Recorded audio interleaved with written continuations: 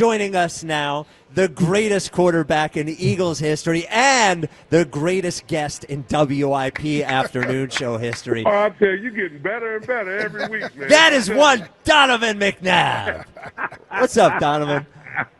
Oh, good afternoon, fellas. What's going on? What's up, brother? Hey, man, just another somber day out there in Philadelphia, huh? Everybody just, trying to nitpick and win, huh? No, we're not doing that. We're being positive. We're being positive. Okay. So Well, what's the first question you're going to ask me? I'm going to ask you, in the first half of yesterday's game, what did you see that went right for the Eagles offensively? Well, good thing our special teams is playing well, but I will say this. I think as far as our offense is concerned, again, I talked about it at the beginning of the season. A lot of where we are right now is the fact that these guys do not play in the preseason. And I think, obviously saving bodies from the long season that we had last season and the hoopla and everybody getting excited. But we have to remember that we have a new coordinator in place. And it's new play calling, it's fresh ideas, it's still keeping the same approach and mentality, but we're not doing that. And the way that I look at it is first of all, the first couple of weeks to me is about guys kicking rust off, somewhat getting themselves in game shape because they didn't play in the preseason. And then I look at the play calling. We are not utilizing the play action game and also Saquon Barkley the way that we should. Now, obviously, he's got a lot of wear and tear on his wheels at this particular point, and we don't want to kind of just give him 30 carries a game or 25 to 30 carries. I look at where Saquon is at this particular point, coming off a great season. He should at least get 18 carries with about maybe 5 or 6, catches out of the backfield and utilize him in that way. I thought this game was more or less to try to please, all the fans and show them, hey, we can throw the football when we really didn't throw the football downfield as much as we could have, which led to our first half performance being so much different than our second half performance. So right now I think the problem is that we have no identity with this offense. It's up in the air each and every week. And until they really establish that, we're going to continue to have questions and people are going to be watching with a magnifying glass. So when you say they haven't established their identity, which by the way I agree, I think overall from the team, they're 4-0, which is great. Last year we knew exactly who the team was. We don't really know who they are this year. We really didn't know. Yeah. And to be honest, it's not to cut you off, but we didn't know. And that was part of my questioning last year. And I could be able to back me with this. Yep. That was my main thing was, what is our identity? And that was something that I told everyone that with our new coordinator who's not known for running the football because him being in Dallas, they didn't have the running attack that we had here in Philadelphia. Then going over to the Chargers, he didn't have it as well. He didn't utilize Austin Eckler as what we had to use, obviously, Saquon with. So he was catching the ball out of the backfield, run some screen routes, and then, he would get occasional maybe 12 carries a game or so. But now you got a workhorse, and now you got to change the identity of this football team. And I think it may have been, I could be wrong here, but it may have been around week 5 to 7, even though he came out and ran the football well against Green Bay overseas. But I still thought that he was still trying to form an identity of what we were really going to be. And it wasn't until about week 5, week 6, week 7.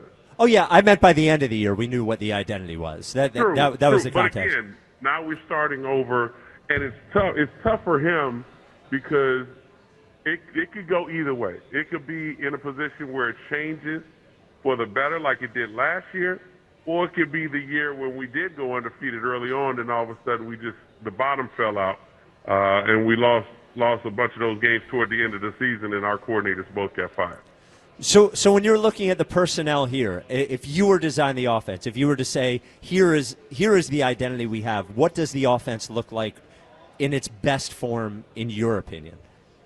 Because we can't do what we did last year, right? Well, yes and no.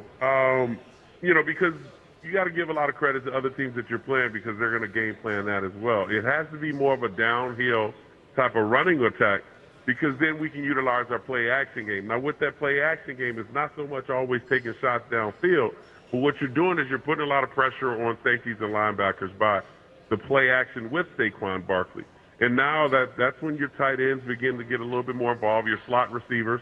And then you can utilize your big receivers, meaning your A.J. Browns, and then you can get over the top with some of your faster receivers. But one thing I will say this is that every time that I look at our passing game when it's clicking, there's a receiver that continues to gel and continues to shine because he's such a great route runner, and that's Devontae Smith. Mm-hmm. I think he has to be more of a vital part of this offense. And yes, A.J. Brown is A.J. Brown, but I think what you do is you attack a little bit more the intermediate to downfield with Devontae Smith because he's such a great route runner, and be able to utilize A.J. Brown in the intermediate part of the field, which will lead to, obviously, Dallas Goedert being a little bit more involved, Saquon Barkley on your checkdowns getting more involved, and then other guys being able to at least contribute to what we're doing. But it has to start with the downhill running attack. Yeah, I thought the first half, man, Kevin Patullo did a very good job play calling. It looked like they did some different stuff. They got the tight end involved, a little shovel pass. I know you love the shovel pass. They ran that in the first half. Easy touchdown, good easy touchdown. Yep, Thank you very much. And if the ball hits the ground, it's an incomplete pass. It's not a fumble. Pass. Yeah, so right. I like what they did in the first half. Man, what happened in the second half? Like, what were they doing differently that didn't work in the first half? I mean, work in the second half that they were doing in the first half. I just can't figure out why we can't put two halves together of good offensive football. Well, if you look at the numbers, and what do we go, 0 for 8 in the second half? Yep. To only throw for less than 115 yards in the first half, that's not very good. Yeah. And to think about it, what is that average? Maybe about, 7 yards a reception, 8 yards a reception? Mm-hmm. So now pretty much if you look at it from a player standpoint and now the quarterback standpoint, pretty much you're hitting checkdowns. You know what I mean? So your routes are quick hitches, slants, quick game. Mm-hmm. And then you might get a 15-yard reception here and there. It's not like you got a 30-yard reception. It's not like you got an explosive play in there where all of a sudden you're 9 for 11 with 115 yards because you got an explosive play. To me, it was more a methodical type of offense, and then we weren't able to open it up. And so when I look at the 9 targets that AJ got, half of them looked like it was more of just trying to get him a catch. Right. I give credit to Ben Morrison, who I've watched Ben since he's been pretty much in high school. And Ben played AJ great, but the route running, I look at it like we could easily run dig routes with AJ Brown, some shallow cross routes with AJ Brown, where now he's on the move. Put him in the slot a little bit to run a post or attack the safeties in cover 2, or whatever it may be. But just being outside, yeah, if you got a good corner who's sitting on those quick intermediate routes, he's gonna do what he did with AJ Brown, be able to knock it down. Like, if you look at the catches that AJ had in the Rams game, yeah, they weren't explosive plays. Mm-hmm. They were curl routes. They were stop routes. He might catch an out cut at about 6 to 8 yards or maybe deeper, but it wasn't anything like he was attacking downfield on a post or he caught the one deep ball. He caught the one deep ball. That was a go ball. In the second half. Yeah, he caught the one. That was one go ball. Yep. But that's not like a staple in this offense with A.J. Brown. Mm-hmm. You know what I'm saying? And it goes back to 2 years ago when we did attack more downfield. But it was a new coordinator. It was, somebody that's not there anymore. But I just look at where we are right now with this offense. It's so methodical that it's more, everything under 15 yards or 18 yards. You know what I'm saying? And so It's not pressing the ball downfield. And you got to be able to utilize your guy in the backfield being Saquon, where we utilize Brian Westbrook. Like, everybody knew what Brian Westbrook could bring to the table. It was running the football, catching the football, and also picking up the blitz. Same thing what Saquon is. Yeah. But we got to utilize him in that way. Yep. So AJ has never been one to be, a church mouse when he's not happy about not getting the ball. And I was curious if you had seen the tweet he sent out yesterday after the game and your reaction to that. One thing that I don't do is I don't try to break down cryptic messages. Right. If you're gonna say something and you've already wasted, expended the energy of typing this, then just say what's on your mind. Like, the whole deal. And I try to, go back to everything that I've been seeing, the whole reading of the book on the sideline, when everybody laughed and joked and all of a sudden the book sales went out. That ain't something that I'm used to seeing on the sideline. And coaches, when I came up and that's disrespectful to the team and coaches. And so now the tweet game is starting to come into effect, where I'm sure that's a conversation that somebody's having in the building. Like I don't know what you meant by that. What did you mean by that? Somebody needs to ask that. Like, what did you mean by that? Like, yeah. I mean, really, to be honest with you, and I think where we are in today's game and where these guys are of just being, want to be free and have their own podcast and do all this other stuff where they're talking, that type of stuff stays in the locker room. And when it comes out, it becomes a problem. Because I guarantee you this, if they lose this next game, they're going to go back to that tweet, and it's going to be, what did you mean by that? Yeah. Yeah, I don't even think they'll wait till the next game, to be good, to be quite honest. Wait till Wednesday. Yeah. I guarantee you this week people may ask a little bit around that question. They won't go right into it, and they won't get the answer they think you're going to get. And so now, if things don't get better next week or it gets worse, now where are we at? We're going to go back to what we've been asking this week, and why did you put that out there? It was one of the better games we've seen. And Quinyon Mitchell has been excellent since he's been an Eagle, but that was one of his better. I agree. Yesterday, one of his better performances. When you're watching Quinyon Mitchell, what is your analysis of him as a corner and what his future might look like? Future, I don't know. But as of right now, I remember when he came out of college, I thought he was a dog. He had great hips. He was an aggressive corner. He was a guy that you didn't see too many people running past him. He does a great job with his physicality as well as his movement. He's very balanced, and it shows. I thought he should have been Defensive Rookie of the Year.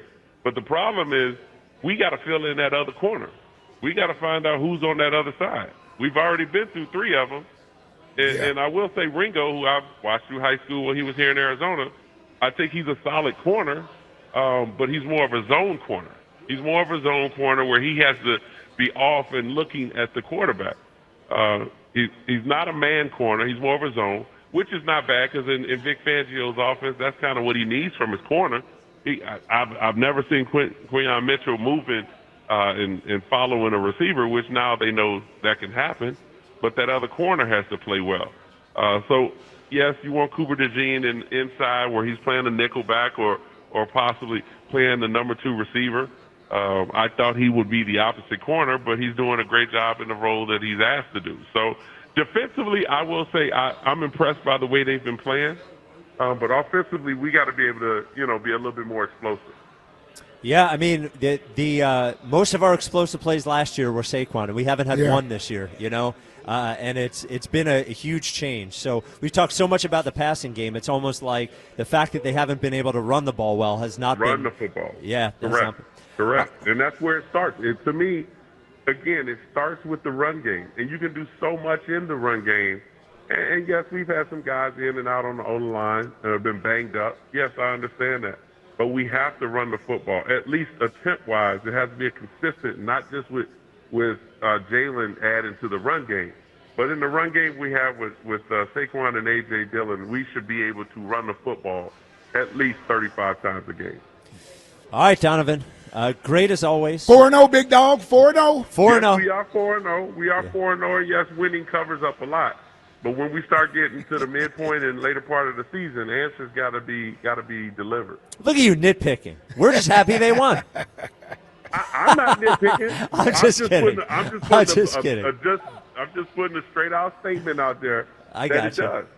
It All does. right. Now you're nitpicking. No, I'm not. You nitpick. I am not nitpicking. You're nitpicking. All right, Donovan. We'll talk to you next week, man. All right, broski. All right, you guys take it easy. You guys.